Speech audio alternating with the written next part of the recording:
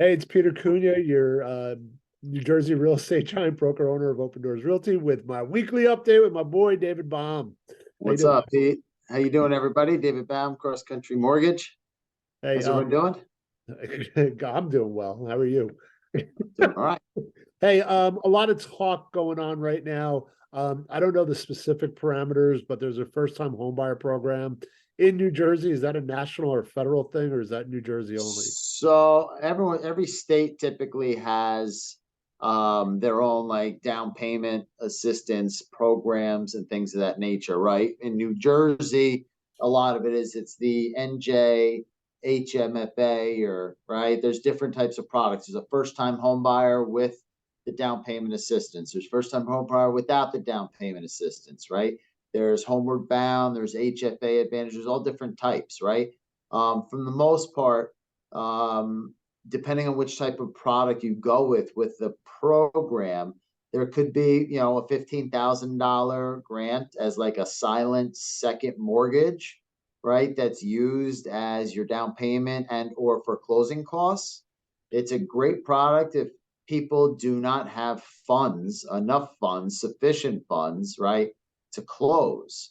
You can use the down payment, the down payment part. Let's just say if we're even doing a USDA loan potentially, right? Someone's putting no money down and they need that grant money potentially. There's some ways that use that for closing costs. And it's a great product for some people. But there are, some things that people may not be aware of too about that they do just need to know from an exit strategy, what are all phases about that. So, Okay. yeah, can I just hold off because I want to ask some questions, right? So the viewer that's Yeah. watching this that wants to buy a house doesn't doesn't have necessarily the down payment or the closing costs or whatever it is. Is there Right. a cap on how much money they can borrow right now? So 15 grand is typically the max of the grant perspective. How Okay. much And was it before? 10,000. All right, so they upped it by They 50. upped it to up to 15,000 in 2023. Okay. And then that money itself is basically someone would get under normal circumstances, someone would just get a regular traditional loan with someone like myself or another loan officer, rather conventional or FHA or whatever type of loan they're getting, right? And then we would then take that and say, all right, we've got the 3.5% down, but we don't have enough for closing costs, or we don't have enough for whatever. They could then get that grant and apply for it and potentially get that 15 grand, and that will be utilized for down payment or closing costs. Do you go through the application phase before or Yeah, after? we have to be underwritten through the borrower's got to be underwritten. We got to have everything ready, and then once it's approved fully, then we send it to the state, and the state has to basically sign off on everything. So what's the turnaround time for somebody that's trying to close, say, typically? So I'm just looking right now at an email because I get it every day actually. Looks like current turnaround times for initial review and conditions. Initial review is about 3 to 4 business days. Conditions are around 2 business days.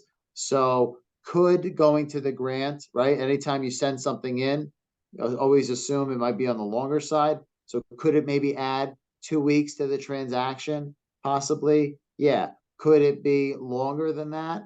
It's possible. Could it be less? It's possible too, but approximately just looking at 6, 7 business days, that's already a week and a half, right? And that's by the time you get it back, then you got to let the borrower know of whatever conditions there are. They may have to track some stuff down, send it back in. We have to send it. So about a 2 week delay, in essence, Right. you might have to add, for something like that. Okay, so you've gone through the underwriting program. You have a pretty good sense whether or not the client or the buyer will qualify for this grant, right? I mean, because Well, the state they may have their own overlays of just, they may not like something, or, there's one program that we were going with them, and technically a borrower was not able to do it. The state itself had an overlay about needing a tax return.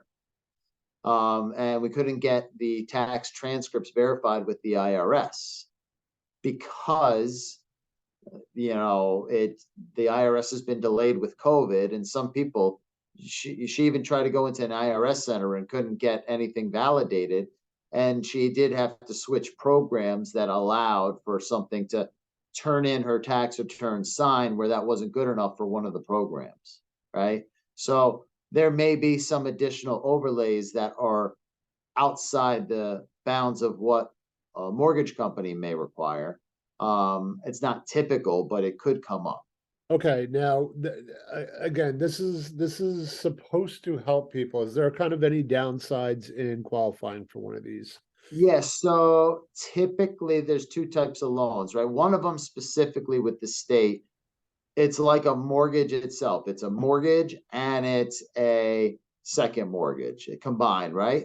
So on something like that, that could potentially be a 9-year, almost like a prepayment penalty where you can't, if you pay that off or refinance or sell or do anything of that nature, obviously it's for a primary residence, there could be up to a 9-year period. If you're just doing the down payment assistance grant part, that means that you can't touch that first mortgage for 5 years. If you do touch that mortgage, meaning refinance or whatever, that grant money's got to be paid off. So it is a handcuff that you're not really allowed to do anything. If you do something, you do have to pay it off. So it's not completely forgiven. If you're trying to, hey, rates drop and in a year and a half you want to refinance. Well, they'll only let you do that if you pay off that 15 grand.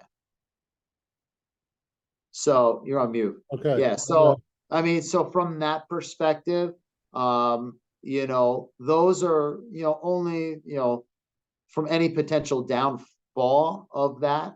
Those are the only two things that a lot of people, they may not realize, or they don't think about any, repercussions or anything about that. Some people don't care because it's all they could do, right? And it's going to work for them and they'll worry about it later. But unfortunately, if things get better down the road, they may not, be able to take advantage of something like that, or it could cost them what they got already back to make up for the difference. So when you say prepayment penalty type stuff, if they wind up selling the house, I mean, is there a penalty to that as well? You got to pay it off. They got to pay off that. They sell it within 5 years, they got to pay that money back, right?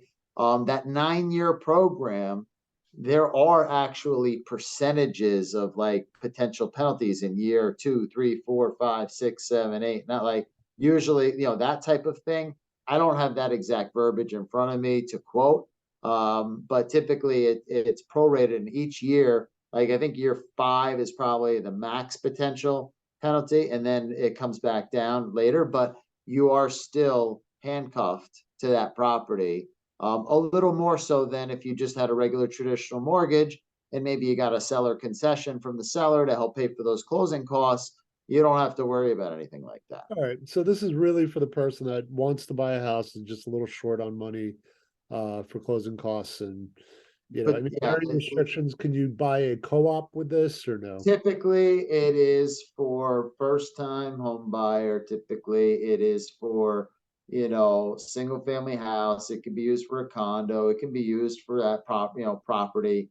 I've never seen anyone try and do it on a co-op, so I can't specifically say it's definite. I would think so, but I would want to make sure the guidelines and just tell you that to be on the safe side. It's a catch-22, right? Because the co-op boards want to look Not real property too, and they may not want a silent second lien going on. So I'd really have to look at no worries. that detail. Because I'm just thinking there's some low entry point co-ops in, say, like places like Eatontown, Right.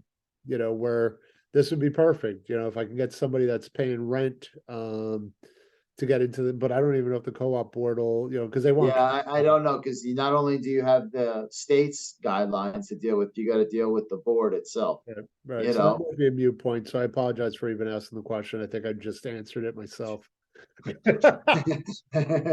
So I mean, thank you for just kind of explaining the pros and cons of kind of that 15, because I know a lot of people are amping that up and putting it on speakerphone full blast. Listen, it's great for some people, right? And some people, they might have different options. I mean, everybody is different. Not one borrower is the same or identical as another, period, right? Fair. And everyone's scenario is different. So, we're here to help out as many people as we can. And if the state grant program is what's best for the client, by all means, we're going to help them, get that. All right. So real quickly, Dave, how do people call you if they're a first-time home buyer and want to explore their options or looking for a loan in general? Anyone needs a loan, give me a call, 732-853-4969, or hit me up, david.baum, that's BAUM, @ccm.com. Yeah, and if you're looking to just buy or sell real estate, give me a call. I'll give you a free, not free. What's the right verbiage? Complimentary, advice. I've actually started. Somebody reached out to me. A lot of people wanting to sell small businesses, and I found a business broker that is doing a really good job of kind of telling people what their businesses are worth depending on what industries they're in. So anybody that's out there, feel free to reach out to me, and it's 917-690-5390. Dave, thanks for your time, man. Have a great day, everybody.